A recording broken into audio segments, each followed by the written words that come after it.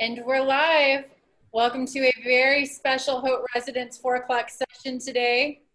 We have the masterminds and visionaries behind 2000 Ocean, Shahab Karmely, Enrique Norten, Edgardo Defortuna, and Haute Living co-founder Seth Semilov. We're going to give our viewers just a minute to log in and join us. So to open up, Shahab, Edgardo, Enrique, how's quarantine been for each of you so far? Shahab, starting with you. I'll go first. We'll go age before beauty.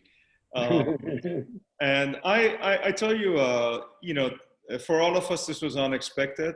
And not to sound too corny, but the great American saying, when life gives you lemons, make lemonade out of it. I'm in better shape than I've been in a long while. I've learned to distinguish, and I hope it sticks. We'll see if it sticks after we come out of this pretty soon. I've learned to distinguish between what you need and what you want. And I have a new appreciation for our constitutional rights and the Bill of Rights, and how we should always be very wary and aware of moments such as this, where for some reason or other, they're being infringed upon. And I have a greater appreciation for that today than I did 2 months ago. And I'm grateful as always. Thank you, Shahab. Over to you, Edgardo. I feel very fortunate to be able to spend the lockdown in Miami. It's been wonderful weather. I'm living on a home in Key Biscayne, having my 3 children going to school from home. It's really made me appreciate what we have, and we sometimes don't value as much. I mean, I haven't been working at home forever. I mean, we built this house 8 years ago and have a wonderful office and stuff that I never ever used before. And now I'm constantly here and really communicating with everybody, and all the team at Fortune has been doing a great job and trying to stay in touch and really servicing both the customer and the broker community. So we obviously would love to get back to normal, but it hasn't been as drastic as people perceive it to be, and really being in Miami is a blessing. Thank you, Edgardo. Enrique, how about you? Well, I must add myself to saying that I'm lucky. Fortunately, we're all good. We're all safe. We have been the same as Edgardo just mentioned, and Shahab. We've been able to keep on working on our projects. We haven't. The projects are moving very well, as a matter of fact. We're very, very busy.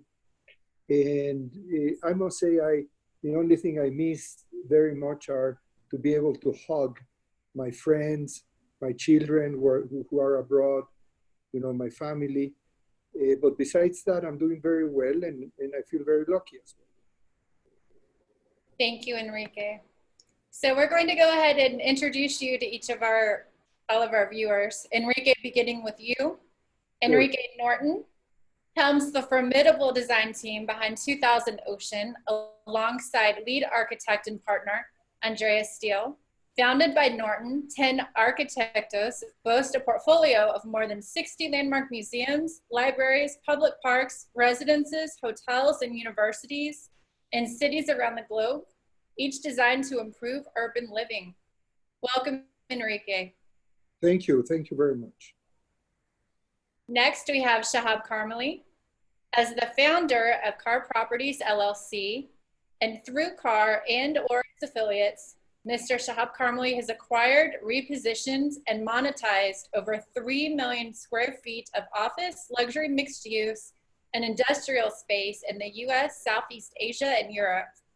With offices in New York and Miami, Car currently oversees the management of a core portfolio of assets and a development pipeline in excess of 5 million square feet. Welcome, Shahab. Happy to be here. Always great to see you. And last but not least, Edgardo Defortuna.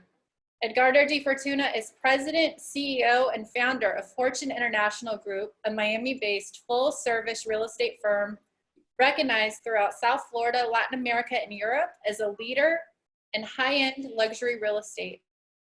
He oversees all of the company's activities, all of its business units. Mr. Defortuna brings over 30 years of experience in the real estate industry and is considered to be a visionary and a driving force in South Florida real estate. Welcome, Edgardo. Thank you very much, April. Appreciate the introduction. Thank you to each of you for being here with us today. Now I'd like to introduce Seth Semoloff, who is the co-founder of Hope Media Group, Hope Living. He's going to be moderating for us today. You're on mute, Seth. He's ready. Thank you so much, April, and thank you, Edgardo. So Shahab, I'd love to hear from you if you could talk to us a little about 2000 Ocean and about the partnership that you built with Edgardo and Enrique. It'd be great to hear from you, the creator. So I want to thank, of course, Edgardo and Enrique for making time, putting the time aside to join me on this webinar. Hot Living has always been a great partner for us. I think one of the reasons I have invested as much as I have in Florida, South Florida, along with my partner, and our wind behind our back, entering into the luxury sector there, are partners like Hot Living, who have exemplified what Miami has evolved into in the past 5 to 10 years in terms of quality of offerings, the cultural activities, and the international city that it's become. So it's great to be here with you guys, and thank you for hosting us. 2000 Ocean is almost a pet project for me. It's cliche to say, but I will say you're only as good as your partners and team members. And as I came across this opportunity, and I came to understand what Hallandale is and how unique this location on the beach is and what's possible there, the first step was to find an architect whose vision is really what brings a project to life, who could express what we wanted to achieve here. And I was familiar with Enrique's work. I had not had the pleasure of meeting him in person yet. We were introduced by a mutual friend who actually used to be working for me. And I had one dinner and I walked around and I said, you know, I always knew he's talented and brilliant. I had no idea he's such a charming man. He's such a human quality to him. And the ultimate expression of a successful development is when people feel like you've given them a new home. They walk in and say, I am home. This is where I want to be. And Enrique, both through his vision, his brilliance, but also the way he views the world and his interaction with people. He just said he misses hugging his friends, and he means it. He's not just saying that, has somehow expressed that brilliantly in this building. And as far as who would be the right partner to help us sell these unique residences, there's no second choice on an Edgardo. I'm not just saying that because he's online with me. I actually speak more highly of him when he's not around than when he is around, but there is no second. And his unique set of talents in both the sale of the best product in Miami, but also the developer himself. He brings an understanding perspective from both angles of the industry, and we could not be happier in having him and his excellent firm as our partner in the sales effort in this project.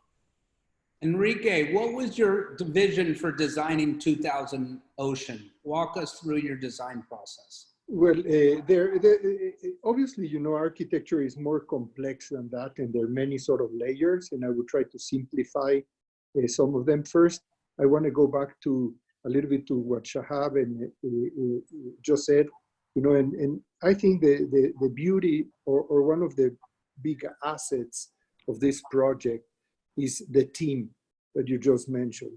You know, obviously, you know, I met Shahab before I met Edgardo. As a matter of fact, I met Edgardo in a completely different condition. I didn't meet him through this project specifically. But what both of them have is a tremendous appreciation and love for good architecture.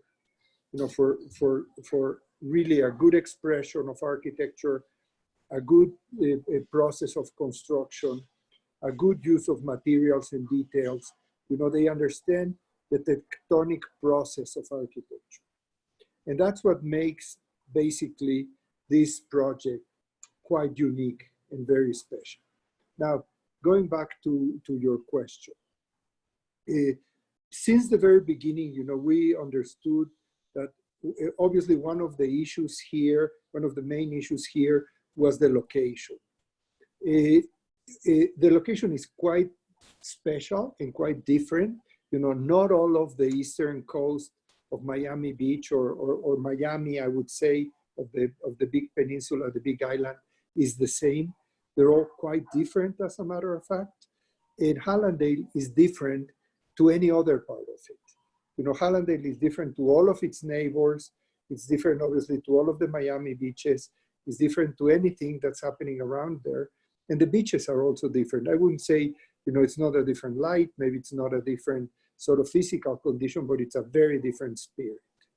And it's obviously a spirit, I would say a spirit that is much more family oriented, that is much more community oriented. And it was important to understand that people, because everybody that buys or decides to live in the coast of Florida has many options.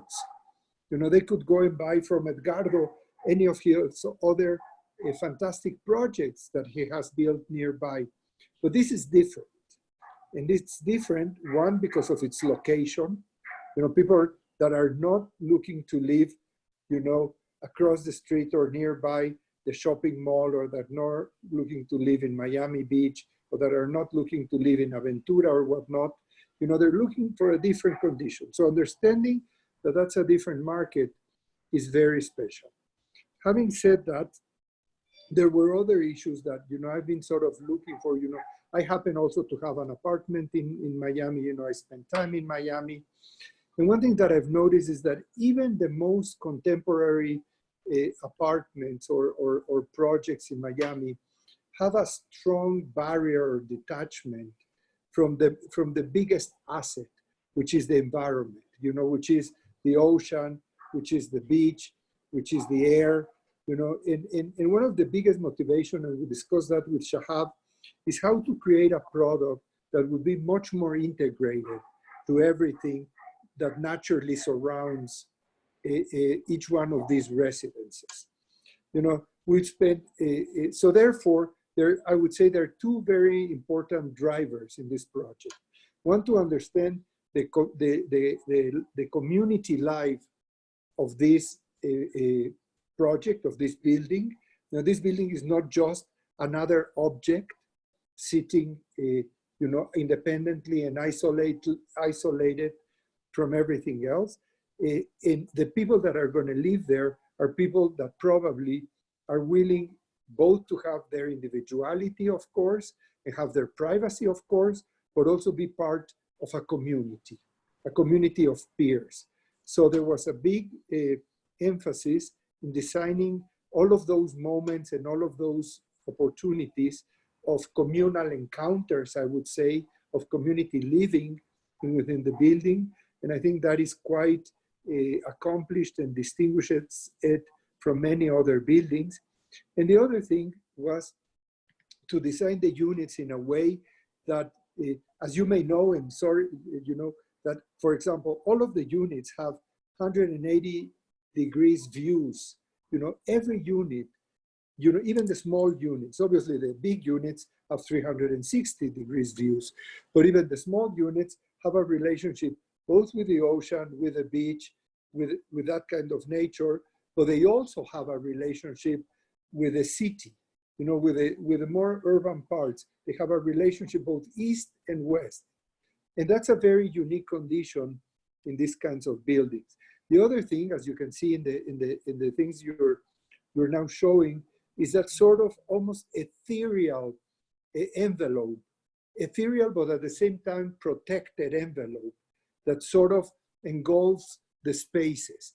You know, it's so ethereal that basically you will be able to enjoy both the interior and the exterior at the same time, the public and the private, with a big blurring of that division.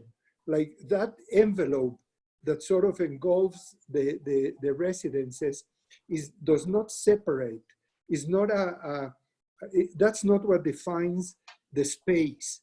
The space flows continuously. So you can be inside, but you're outside, or you can be outside, but you're also inside. And at the same time, you're protected. And based on those principles, we designed the building that is now presented to you. I want to touch, which you said was the most important part to Edgardo, about the location. Tell us what makes the location perfect for the project. Well, as you know, Seth, Miami is getting to find the right site on the ocean, and like Enrique was saying, in contact with nature. It's very hard today to find a site that is empty and that has the ability to build a building of these characteristics. I mean, Hallandale is positioned very, very well because it's a very residential neighborhood, but it's 10 minutes away from Aventura, 15, 20 minutes away from Bell Harbor. And if you want the activities of South Beach, then you have it there very in close proximity. But then you can come back to your really heaven on earth and be in a private setting with a building that it was designed as homes in the sky. I mean, this building, especially today, we value the meaning of home, and really in this building, having only 60 plus units, all at least half floors, if not full floors, becomes really a very private, very intimate residence for the buyer, and in a location that is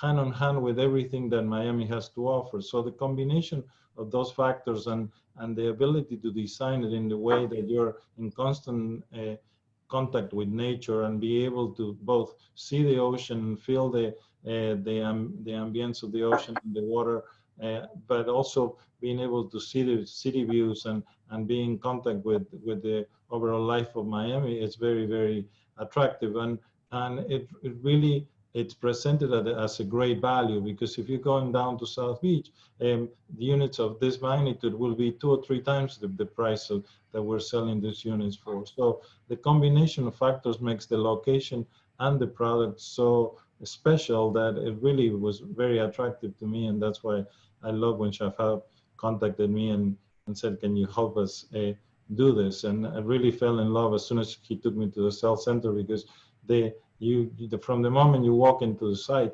you really feel it. You really feel what Enrique was mentioning, the contact, the special place in an area where you can be in the middle of the city, but also totally secluded and surrounded by nature.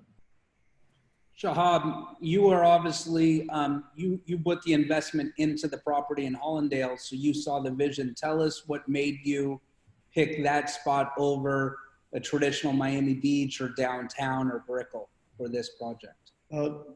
The initial attraction was, of course, it was a unique site on the beach. And, we're always site hunting. All of us are always site hunting. It's like kind of being on endless Tinder looking for oceanfront sites in Miami. But I came across this site, and what was immediately unique about it was the ability to have a building in which you have these uninterrupted views, not only to the ocean, of course, because any oceanfront building has uninterrupted views to the east, but because of the surrounding low-rise buildings that were there already, I immediately saw that we can have a unique circumstance here, where whether they're half-floor units, and we have half-floor units and a handful of full-floor units.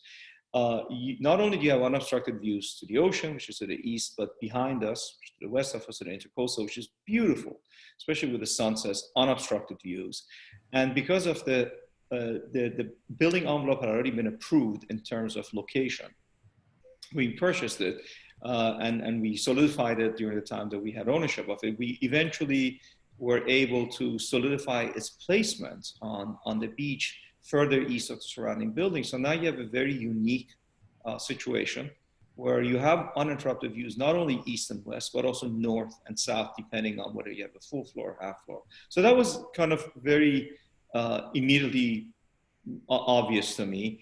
And as I understood Hallandale, and I liked the kind of the chill, low-key atmosphere of Hallandale. And I've said this before, it reminds me in a way of Malibu, it reminds me in a way of these high-end but not highly developed neighborhoods, as contrast to some of the more high-octane neighborhoods of Miami, which are exciting in their own, but they tend to be very dense with a lot of activity going on. And this is the location between Fort Lauderdale and Miami, having equal access to two great airports, having this kind of chill, sleepy town of Hallandale, which since then has, you know, has grown a fair amount, but still has that vibe to it, which is relaxed, and that offering us the ability to create homes in the sky. And Golden Beach, which is an immediate vicinity to us, was another calling card for me. So I remember as I was deciding to, you know, buy this property, I would drive through Golden Beach and say, you know, this really reminds me of Beverly Hills. There's that iconic shot of everybody in all the movies as they drive into Beverly Hills. You see that, and then there's this iconic shot of Palm Beach. The first time people go to Palm Beach, there's a shot of that. And driving through Golden Beach to Hallandale, leaving, you know, the buzz and excitement of South Beach and Bar Harbor behind, but having them right immediate to you, but, you know, far away from you, where you feel like you're in a more relaxed setting. All of that really spoke to me. And based on that, I thought there's a possibility to create something which looks at the amazing homes that are at Golden Beach and say, how can we replicate these at a, you know, better value, because it's a high rise, in a building in which you have the views, you have that texture, you have the nature, you have all the square footage that you would have in a luxury home, combined with, you know, the endless conveniences of living in a high-rise building, from security, services, you know, so on and so forth. And you know, it took me a good, you know, couple of months to come to terms with that, and then, you know, we paid the price and we bought the site. So. Enrique, how did you incorporate the natural surroundings into your design process? Well, you know, as I said before, you know, the challenge would have been how to really not have any solid conditions that would separate you from the surroundings.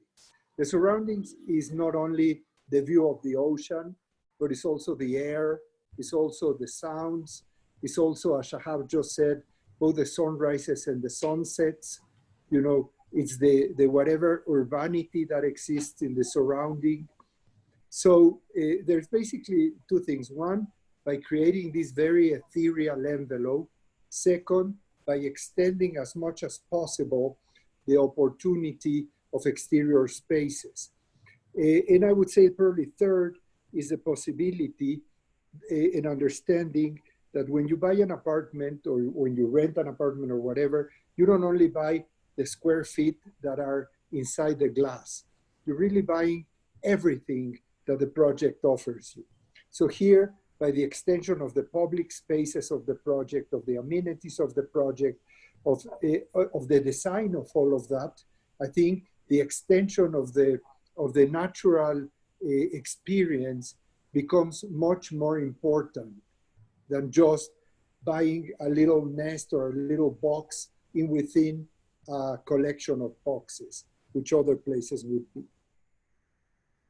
Beautiful. I mean, I like the way you designed it using a lot of green too. Can you touch upon that? Well, you know, obviously when green is important, plants are very important. Plants are life. Plants are part of our environment. We all appreciate being surrounded by that. And obviously we work with a very good landscape team that has helped us to create that kind of green environment and bring it into our project. Edgardo, obviously we're in different times right now. I mean, you've been in real estate for a long time. How are you guys marketing the product to consumers? I mean, usually you get calls all over the world, but you know, the airports, you can't come in from Latin America. So how are you guys marketing the projects in this tough times of the coronavirus? Well, Seth, as you know, we've been marketing to the world, Miami to the world, for a very long time, and like you said, most of the time we travel, but still we had to, when we travel to Latin America or to Europe or wherever we're present in the project, we are always having to sell the dream, because most of the time, especially in pre-construction, the building is not yet built. So we created, way before this issue occurred, the tools to be able to show, or to really have the buyer experience that dream and to be able to really realize what the building is all about and what the spaces and the public areas look like. So it's really, of course, today we're missing the human touch, and to be able to really meet person to person, and the chemistry sometimes is very important. But we've been able to communicate with all our broker network constantly, even more than before, I would venture to say, because everybody is sitting at home, and we have done this type of presentations all over the world and on a constant basis. The teams have assigned numbers of areas and people to be in touch with, and the list, the prospective list that we have is very significant, and we've been able to even because of the sheer scarcity of this type of product, there's only 60 plus units. People know that they need to act now, because if not, the units that they like are not going to be available. I mean, we were negotiating a combination unit, and if they don't make up their mind now, the two units one next to the other are not going to be able to be available anymore. So there are still transactions being made, and really people can really understand everything that we're selling by us showing them the virtual tours and all the tools that we have. So it's really not, the process of selling hasn't suffered that much. Certainly the finishing of the transaction might have to wait a little bit until they can visit us and they can sign on the dotted line. But the process of sales has been very, very seamless. And like I said, in some cases, even more active now than before we were needed to lock down. And where are a lot of the buyers or the leads coming from? Is it coming Northeast? Where are they coming from now? Yeah, I mean, really we try to reach a global type of public, but today the Northeast and the Canadians, New Yorkers, people from Boston are really very, very active in searching for properties in Miami. I mean, even before this, the tax situation in the Northeast has really created a big influx of Northeasterners looking to establish residency in Miami. But if you look at Mexico today, I mean, for the last year, a lot of the actions, the political actions of the Mexican government has created a big influx of Mexican capital to the U.S., and Miami is a very natural place for them.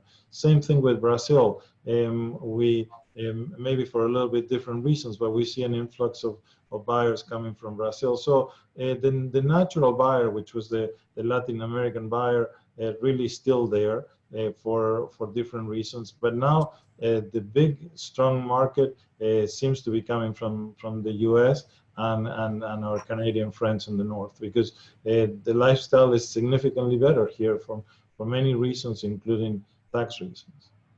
Shahab, in your opinion, what type of buyer will be most attractive to 2000 Ocean? So the type of buyer, I would break it down for you by two types of categories. One is the use type, and one is where they're coming from. So picking up on what Edgardo was alluding to, one of the significant changes in the coming to age of Miami, and Miami truly becoming an international city, and you guys at Hard Living, you've experienced this yourself firsthand, is that Miami, when Miami was referred to as an international city, previously it really meant it had a very strong, wonderful, vibrant Latin flavor, and for various political reasons, financial reasons, it has been an inflow hub of capital from Latin America. But over the last 7 to 10 years, that has significantly broadened into including the entire world, waking up and taking Miami seriously as a place not just to visit, but to live and invest in. In our sales center, I personally, and I've spent not too much time, but a fair amount of time. I have been there when we've had buyers not only from Latin America, New York and Canada, but from Italy, from France, from Serbia, from Poland. it's from Russia. I'm always amazed at how international Miami has become. So I think geographically, still Latin American buyers tend to make up the bulk of the market, but certainly Northeasterners, New Yorkers, because of tax reasons and also quality of life reasons. You know, taxes may encourage you to look at Miami. They certainly have encouraged me and a lot of my friends, but if the lifestyle is not there, you know, there are very few people that will change where they live just for taxes if the other factors weren't there. I think taxes make you look at a place like Miami. Same as myself. I started looking at it, and it took me a while to realize that Miami is just not fun because, you know, God knows I've had a lot of fun in Miami in my younger years, but you start looking at it about what a great place it is to live in. The beaches, the natural beauty, and now the cultural offerings of Miami, which have really put it, you know, on par with any city in the world. And secondarily, as Enrique was mentioning, and the discussions we had early on, the idea with 2000 Ocean was always to create a select handful of homes for people who want to live there or spend a significant amount of time. So your sense of arrival, as you saw with that beautiful podium that Enrique has brilliantly designed, he convinced me that the lobby should be elevated. I was kind of resisting him in the beginning. And he said, no, your sense of arrival, of climbing and arriving at this point of arrival where your lobby is up in the air and you're looking across the ocean. Each home has its own individual elevator landing, to the several swimming pools that we have and the amenities that we have, our spa, our gym, our owner's lounge, our beach club. All of those speak to people who want to have a home, who want to enjoy living in this home in the sky, which allows them complete privacy while giving them access to nature right at their fingertips. And, you know, Enrique can speak about this more, but just give you an anecdotal fact. Our half-floor residences are close to 3,000 square feet. And 3,000, and that's just the interior. And as Enrique said, when you're buying a home in a building, you're buying not just the square footage within the glass, but everything else that comes with it. So when you consider 3,000 square feet of absolute usable space on one level, is really like a two-story average 5,000 square foot home, because you don't have the loss of the stairs, the mechanical areas. So in a relatively large home, you have access to 2 swimming pools and all the other amenities that we mentioned, the security of the building, your outdoor space on the beach, and at great value. You know, one of the things that we always talk about, and it hasn't come up here yet, is let's also not forget that among all the wonderful things that we are pointing out about Miami, and leaving many that we can add to, let's not also forget what great value Miami in general is, and this building is. You know, when you consider what you're paying to get Enrique Norten, to get these homes in the sky, glass tower, all these amenities, Minotti as our design partner. The list is, you know, kind of very voluminous, and visiting our website can show you. And at the price that we're able to offer this at, it's a tremendous value. And that's another thing that I think people more and more are realizing about our project and these projects, is on top of the beauty and the location, what great value they are. And you know, that has been a big driving force for a whole variety of buyers from the US, from Canada, and as I mentioned, from Europe and other parts of the world. Shahab, I mean, obviously to get Enrique's home run for you, do you remember the day when you guys first met and you pitched him the idea? I mean, I got to believe it's a great story. Do you want to share where you know, I had this very charming Brazilian girl who used to work for Rafael Vignoli, actually, another great architect. And she had come to work for me. And I was kind of thinking about a list of architects for this project. I wanted somebody with a unique vision. And she said, you know, I'm very good friends. I said, look, Enrique Norten, I said, look, I've always admired his work because I tend to find Mexico City architecturally a wonderful city. There's some great examples of great architecture. You know, when people think about Mexico City, they don't realize amongst the traffic and the pollution and on the side of, there's some really great architecture there. And she said, look, I'm friends with him. Why don't we have dinner together? And then we went and had dinner at a restaurant around the corner from my office in New York on 36th and 5th. It's called I Fiori. It's just a very nice Italian restaurant, although I always have the hamburger there. They have great burgers. And as I said, you know, what was going to be a short dinner became a very long dinner. We found that the world is always small, and we found that we had friends in common. And I found him to be so naturally charming and so likable that after that, it was not at all a question of if he should be the architect for us, is when can we get going with him as an architect with us on this project? And that's we kind of, you know, went from there, and it turned out to be a very good decision on my part. I hope he feels the same way. I hope it was a good decision Absolutely. on his part as well. But the collaboration has been wonderful. Enrique, how many projects have you built in your career? Have I built in my life? Yeah, in your career, how many projects have you? Ooh, I don't even know. I don't even know. I can tell you it's built projects, probably over 60 projects, you know, all over America, around the world. So I don't keep a count on the number You're of very projects. humble, and your work is amazing. Thank you. What makes this special? I mean, obviously you have 60 kids. What makes this special out of the other projects you built? You know, every project is special. Every project is special for many issues, for many, many issues. You know, and as you said, that's a good comparison. You know, every one of our projects is like a child to us, you know, and you love them all for different reasons. You love them all and you hate them all, you know, for different reasons. You know, but at the end, you love them and they're part of your family, and at the end, they're part of your legacy. And as I said before, there are many reasons why I would love this project.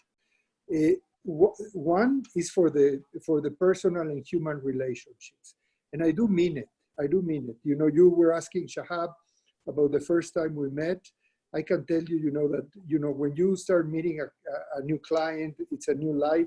It's almost like a courting thing. It's almost like a first dating thing.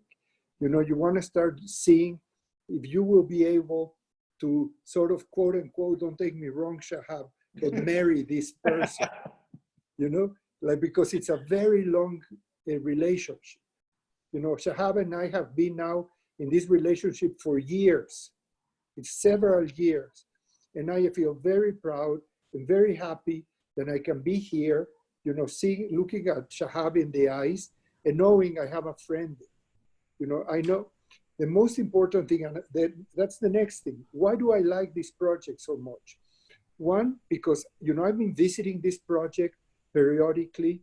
You know, unfortunately, I wish I could be in Miami more often now, but I'm coming back, so don't worry. I'll be there and hustle you. So don't worry. And it's amazing, you know, the project is being built impeccably. The quality of everything is really great.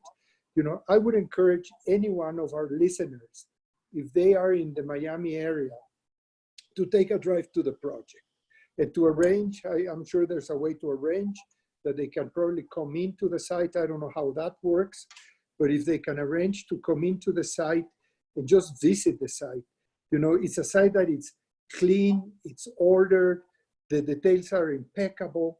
You go and look at, for example, the concrete pourings, and they're impeccable. You know, the construction company is doing a great job. And the people that Shahab has on site, both, I would say, our architectural partners that are following up with construction administration day to day, and the people that are following with Shahab with basically the construction itself of the building, are doing a tremendous job. So that makes me be very proud of this project. And then, of course, you know, the location is unique, and therefore, you know, it's our only project in that part of the world. That makes it also unique. We've had great encouragement, and I should say that through the designing a project with Shahab, I would say it's not easy, because Shahab is a person that demands rightfully very much, and keeping up to his expectations, which I admire, because that's what many developers should be doing. Is not easy. It was a tremendously good process. Shahab would bring in his insight and his vision constantly. He would question constantly the project, which only made us excel more.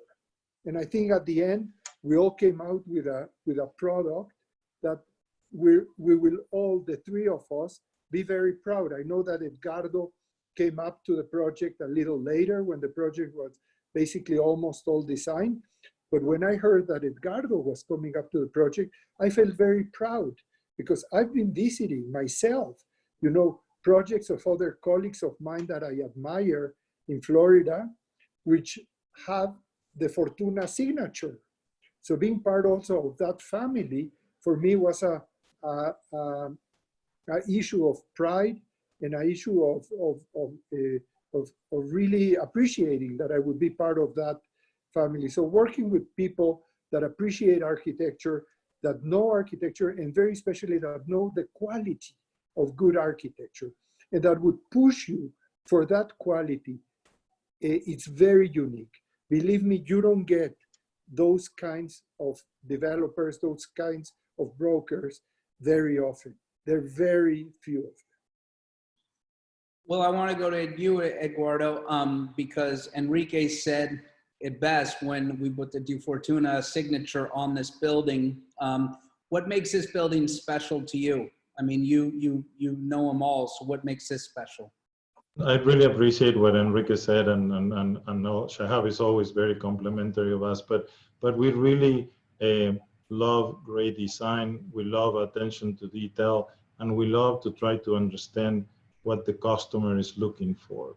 So it's very, very important for me that both the architect and the developer really understand that and put their stamp to it. So when I saw, I mean, I had the fortune of selling another project that Enrique designed in South Beach called One Ocean. That was a very difficult project because it was not on the beach. It was across the street. It was a restaurant in between the site that he had to deal with. And he really came up with the perfect solution. It sold for even higher prices than the projects on the beach. And really, because his vision and what he could do with the product really made a difference to the buyer. So I knew what I was getting into when Shahab invited me to visit the project and to see if we could really sell it for him. The notion that he was doing a very private boutique type building with a really direct contact with the ocean and the beach and the pool and the common spaces, and the attention to detail that Shahab is known for putting in every single one of his projects, plus the combination of Enrique and Minotti doing some of the interiors, really was a no-brainer. Of course, we said yes in a minute, and he stopped it by saying, I know you're going to sell it. I really don't even need to sense that to get the 50% pre-sales. I'm going to start construction on this project immediately. Of course, we sold a bunch of units anyway, but he really put his money where his mouth was, and now the building is top off. It's incredible. I mean, and certainly what Enrique was saying, we'll love to accommodate people to take them up to, we're going to have a model unit very soon that we're going to be able to take people up to see some of the finishes, but certainly now we can visit and get a sense of what those true views are and the size of these units are, because they're really spectacular. So this is for the discerning buyer that understands what it's buying and really understands attention to detail and quality of finishing and quality of work. Shahab is very, very picky, as Enrique was saying, on really demanding that the quality of the work, it's second to none. And he even loved the way that we did J Signature so much that hired the same company, Suffolk Construction, and the same team that was at J. He really handpicked them to build this building. So the combination of all those factors makes it a very, very outstanding product, and it really makes me very proud to be in company of these two gentlemen. And Shahab talked about it, but go back to you, Edgardo. How is it priced with other buildings in Miami? Because there's a lot of amenities and it's priced well. Can you talk about that? Really, this is very, very well amenitized. I mean, for 60 plus units, I've never seen a building that has so many amenities for a boutique type building. I mean, they have the ability to put everything that the sophisticated buyer needs in terms of spa, double pools. I mean, pools, sunset pool and sunrise pool, because in South Florida, unfortunately, your own building blocks the sun in the afternoon, so people used to complain about it. And so Enrique came up with the idea of putting a pool on top of the garage, so you have a sunset pool that is as attractive as on the other side with the great amenities.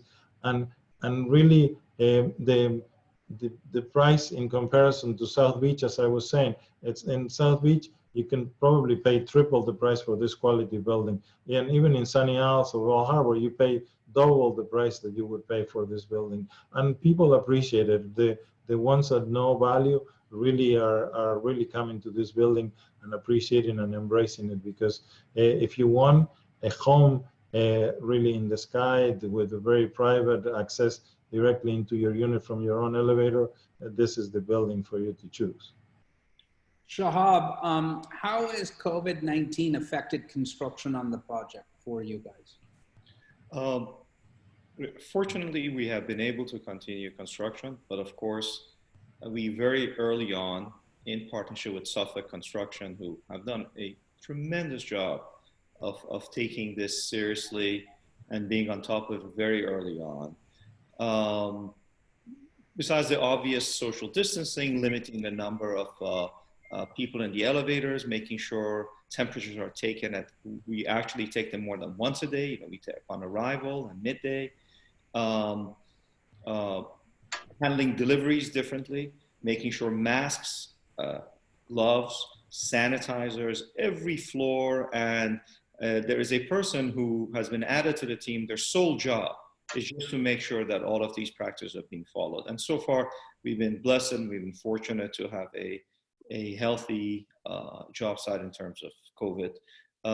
Inevitably, we have experienced some minor delays in supply chains because, as you know, our partners are based in Italy. So kitchens, bathrooms, doors between Minotti Cucina, and Lualdi, and our other Italian partners come from overseas. But I think in conjunction with Suffolk, we're going to make up the lag time on that and actually stay on schedule. So far, we're very much on schedule. Other than that is safety first, as always on any construction site, just not because of COVID, but construction sites are dangerous places and you want to always have safety first. And that has been the impact to us. The greatest impact has been, but it's going to be what's going to come out of this. Now, nobody can predict very 100% accuracy what some of the behavioral impacts on people is going to be as a result of this. In this case, we're fortunate enough that the fear of the pandemic was greater than the pandemic itself. This is probably a good, lesson to be learned there. But it's interesting. I was actually having this discussion with Enrique last week, and I said, it's interesting that some of the elements that we have in this building that we incorporated, Seth, in terms of my belief in what luxury is. Luxury, everybody uses the word luxury, like everybody uses the word genius in Hollywood. Elon Musk is a genius. I don't know all the guys at the Oscars who call themselves geniuses. I think, and luxury, everybody calls projects luxury, but luxury has to have a functionality, aesthetics, and quality all wrapped into one. You cannot have luxury just because you say it's luxury. You can't self-identify that way. And the fact that we have elevated lobby, the fact that we have individual elevated landings, the fact that we have technology which allows you to enter the building, get into your elevator, not touch a single surface, right? So we have early on, we had AI technology that does identification of your face or fob, so contactless. The fact that I always believe that healthy living is also part of luxury living. So the way we set up our air circulation apartments, which is very atypical of Miami. Most Miami projects circulate the air that's on the inside and just assuming that the windows are open, fresh air is going to come in. But we designed this like we do in all other projects to have fresh air input, outtake circulation and discharge of air outside of the units to the outdoor environment. So many of the factors that I think people are going to want to incorporate in terms of air quality, in terms of contact, density reduction, and the fact that this is a boutique building with very few residents makes it much easier for us. In fact, we designed a post-COVID world in terms of density, lack of density, in terms of the ability to engage in biometrics to, if you don't want to touch surfaces, not to touch surfaces, in terms of our mechanical system to discharge air within the apartment, bring in fresh air on a constant basis. We incorporated those factors as in our belief in what luxury means and what you should deliver. And those very factors are elements, are design elements, which I think people going forward are going to have to consider if there is a fear of pandemic and contact and density. And I think Enrique can speak a little bit more about that as well. I wanted to also ask Enrique, because you touched upon it, to describe the difference between the east and the west pool decks. You build pool decks for two different suns or weathers. Tell us a little about the thought process to that. That's kind of cool.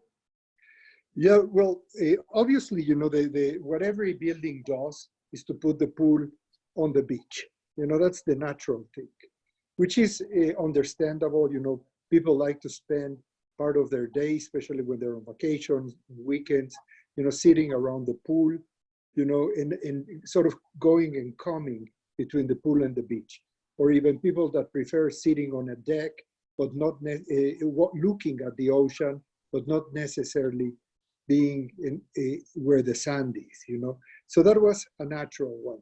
What's important about that pool also is not only its location, but also its extension into part of the building. You know, we have proposed and created a space that is all sort of like aleatory, it's added, I would say, it's added to the space, to the open space of the building, that allows people that want to have the same, you know, want to have the sense of the ocean, want to have the sense of the beach, but don't want to sit on the beach or on the pool, still have the opportunity to be protected and to be part of that sort of communal experience or natural experience by being able to occupy all of those different spaces. That space even has a mezzanine that allows a different view and a different individuality or isolation from the rest of the people. So there are many, many degrees of scale or hierarchies on how to occupy or how to be in relationship with the pool, with the ocean, with the sand, etc., etc.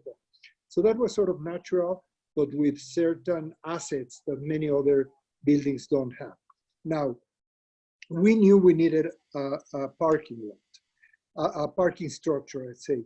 So we always thought that instead of using the western part of the site, which is the largest part of the site, only as a parking structure, you know, as a service structure, we should really look at it as a pediment, as a podium for a very rich sort of communal experiences.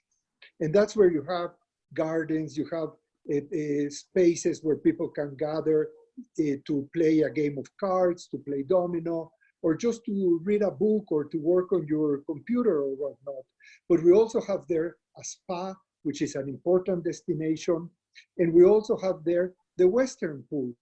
As we know, you know, many of the pools for the pools that are on buildings on the beach end up always in the eastern side. But you lose the sun on the eastern side right after 1 o'clock. You know, after 1 o'clock, 2 o'clock, there's very little sun on the eastern side of the pool, of the building, I would say, because the building starts projecting a shadow over those gardens. So then we decided, what happens? You know, there's all these people that use the pool up to 6, 7 o'clock in the evening and also want to have the sun and the happiness of being out in the sun, sunbathing, sun partying, you know, just being on that condition. So we decided we needed a pool in each end of the two pools. So if you're really a pool bum, you can start at 9 o'clock in the morning, or you can start even earlier and appreciate the sunrise, and you can end up with a sunset on the other pool, you know, just by having a continuous experience or a series of experiences, of outdoor experiences that somehow become part of your own residential opportunities.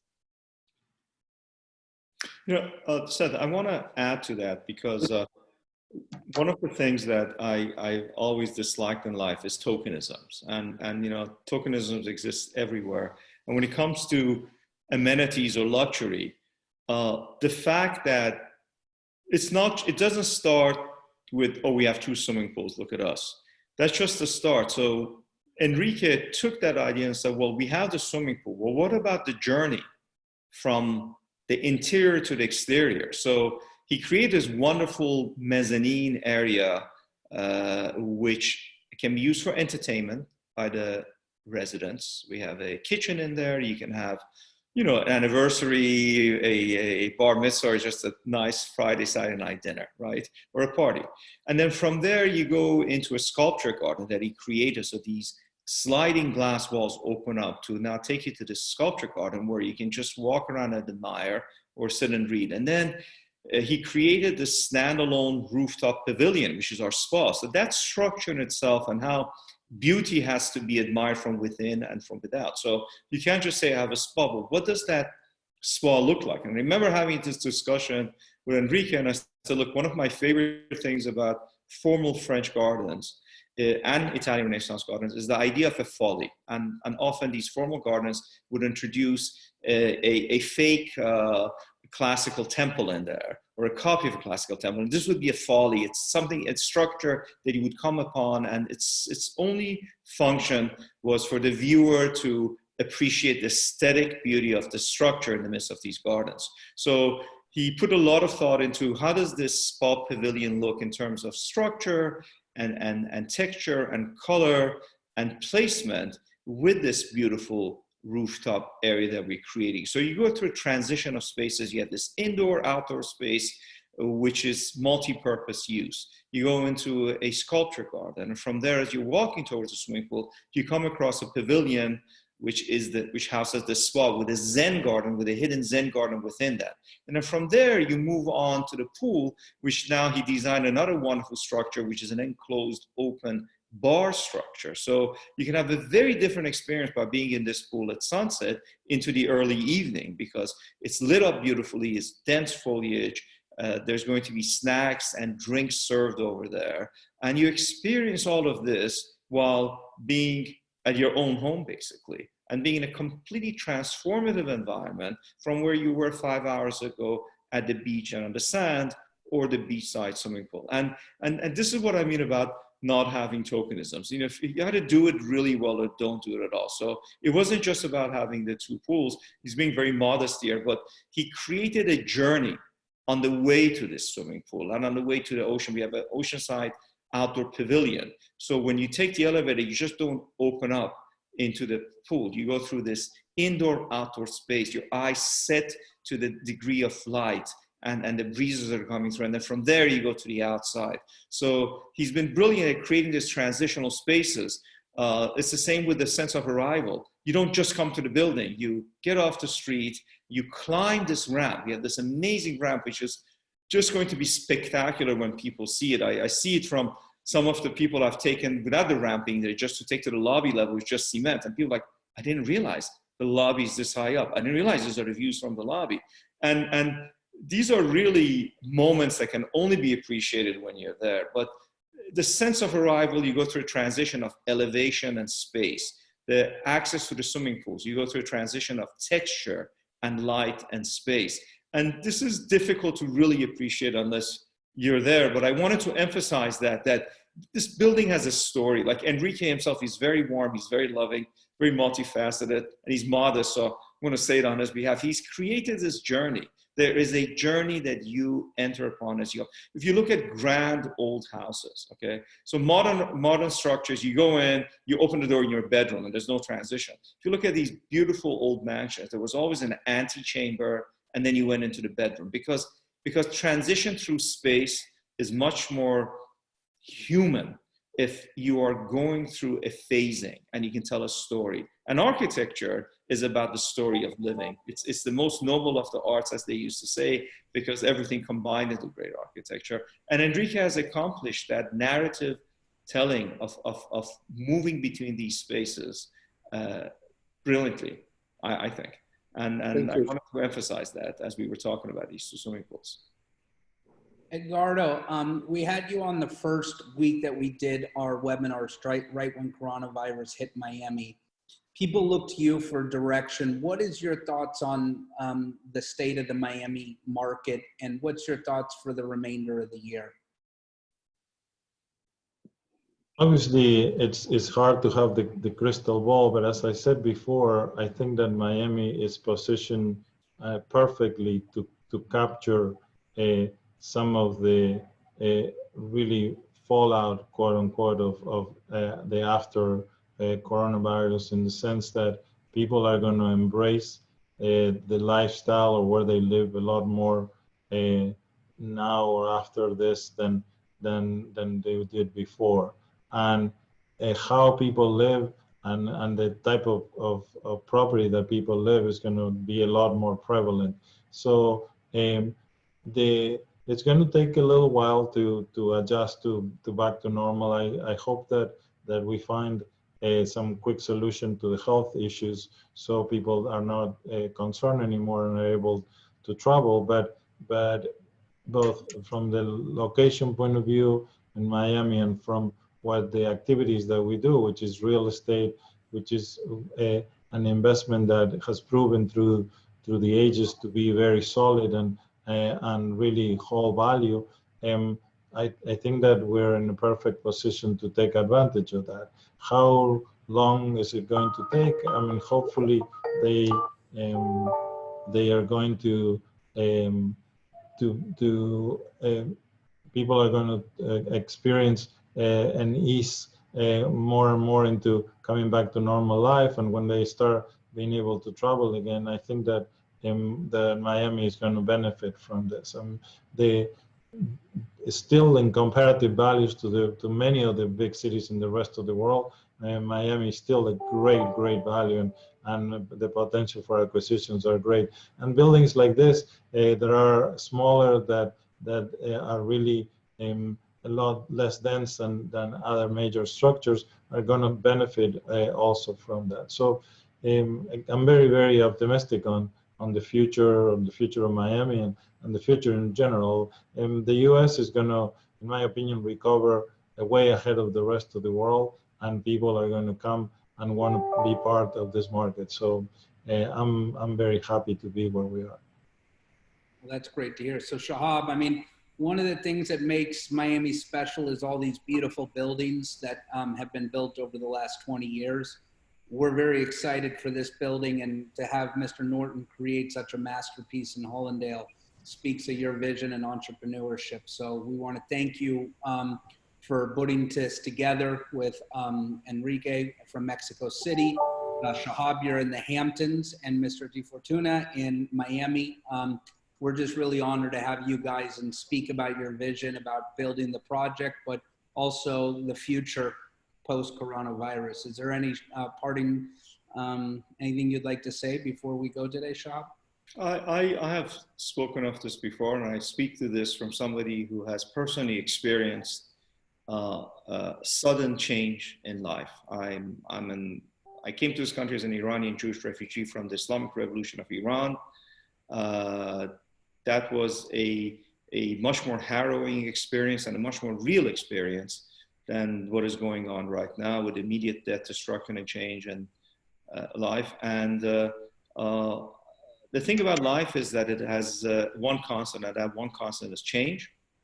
And often the fear of what is going to come is greater than what actually happens. Human beings are extremely resilient. Human societies are extremely resilient. If you go back and look at true pandemics, such as the Spanish influenza, the so-called Spanish influenza, the aftermath of World War II, the horrors of communism under Mao and Stalin, this really pales by comparison. And I would argue that had we not been living in an age where we have immediate digital access and information, and we didn't have gene sequencing and dissemination of information at the speed of light, this could have been called a really nasty flu season and would have moved on from it. Many lessons to be learned here. I agree 100% with Edgardo. I am living proof of it. And I think Edgardo is also, the opportunities that exist in the US are second to none anywhere else in the world. We will be ahead of the curve. I hope the whole world will be fine to back where it was and prosper. I wish that for everybody. I think we have certain built-in advantages in the US, and especially in Florida and in the Miami market, we benefit from all the other factors that we touched upon. So I am optimistic. By nature, I'm optimistic. I think to be a developer, you have to be optimistic. But if you look at the historical data, if you look at, have an understanding of what has come before, this is not a smooth ride, but I think we're on the other side of this, and we need to get on and get moving. And I think the future is, I hope, and I think is brighter than what a lot of other people have been thinking. Well, Mr. Norten, Shahab, Edgardo, April, I really appreciate everyone's time today, and thank you so much. Thank you. Thank you very much, guys. Thank you, Seth. Hard Living has always been a great partner, so I really appreciate it because you really emphasize what Miami and luxury is all about. So thank you for the great job you guys are doing. Thank you to all you visionaries. Thank you, Edgardo. Thank you, Enrique. Thank you. Sam, Thank you, great guys. to be with Good you. to see you. Always. Look, seeing you in person, Edgardo. I hope so. And Enrique. Come down. Take care, guys. Bye-bye. Bye. Thank you.